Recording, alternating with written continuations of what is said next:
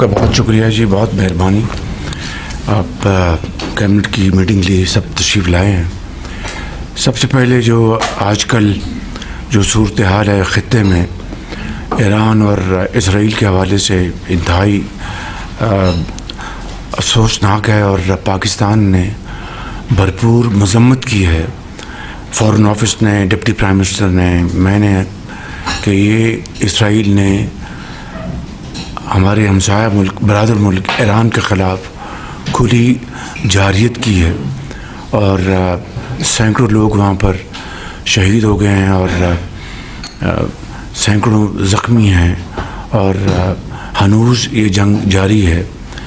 میں سمجھتا ہوں کہ اس کے لیے عالمی جو ممالک ہیں ان کو فی الفور جنگ بندی کے لیے بھرپور کوشش کرنی چاہیے. میری اس حوالے سے ایران کے صدر مسعود پزشکیان صاحب سے اس دن بات ہوئی جس دن یہ جنگ چھڑی، اور اسی دن میری ترکی کے صدر سے، ان سے بھی بات ہوئی، طیب اردوان صاحب سے، اور میں نے ایران کے صدر کے ساتھ پاکستان کے عوام کی مکمل یکجہتی کا اظہار کیا. اللہ تعالیٰ کرے کہ جلد سے جلد وہاں پر امن قائم ہو، کیونکہ میں سمجھتا ہوں کہ یہ نہ صرف خطے کے لیے بہت خطرناک ہے بلکہ یہ عالمی امن کے لیے بہت خطرناک ہے.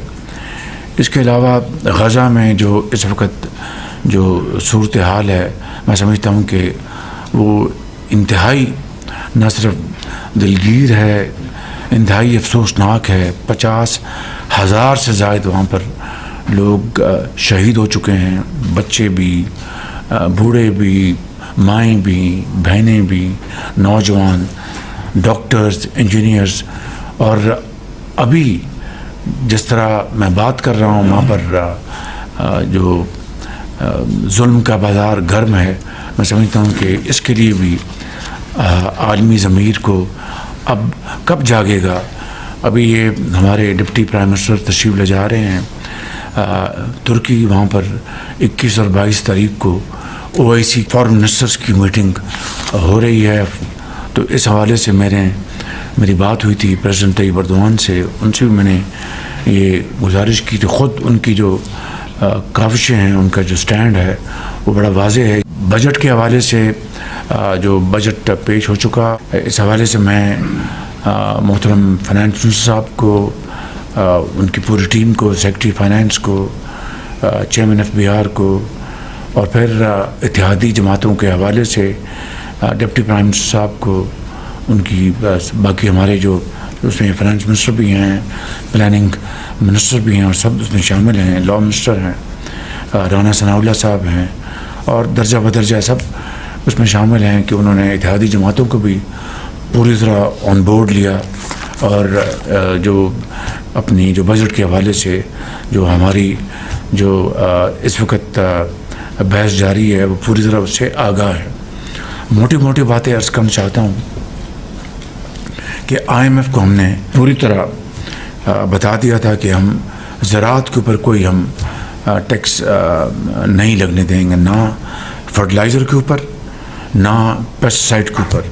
تو مجھے خوشی ہے آپ کو یہ بات شیئر کرنے میں کہ IMF نے باوجود کہ ان کا بڑا اصرار تھا، لیکن انہوں نے ہماری اس بات کو انہوں نے مان لیا. میں ان کا شکر گزار ہوں، کیونکہ آلریڈی زراعت انڈر پریشر ہے پاکستان میں. تو میں سمجھتا ہوں کہ اس کی پذیرائی کے لیے ہمیں کم از کم یہ اسٹینڈ لینا چاہیے تھا، وہ ہم نے لیا. 6 لاکھ سے 12 لاکھ تک جو لوگ اس بریکٹ میں ہیں ان کے اوپر 1% صرف وہ ٹیکس لگے گا. 5% کے مقابلے میں جو پچھلے سال تھا وہ صرف 1% لگے گا، اور تنخواہوں میں جو اضافہ ہے 10% ہم اس کو لے کے جا رہے ہیں.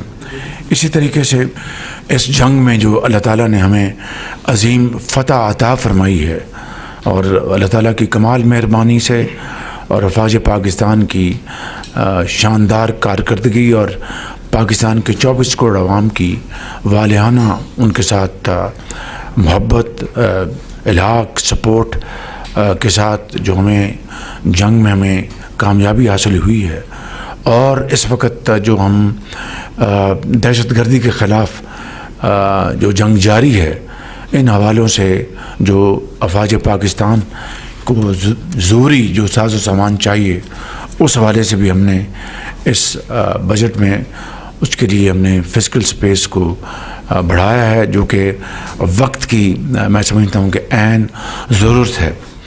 اسی طریقے سے ہم نے پی ایس ڈی پی کو اس سال 1000 ارب روپے پہ لے کے آئے ہیں۔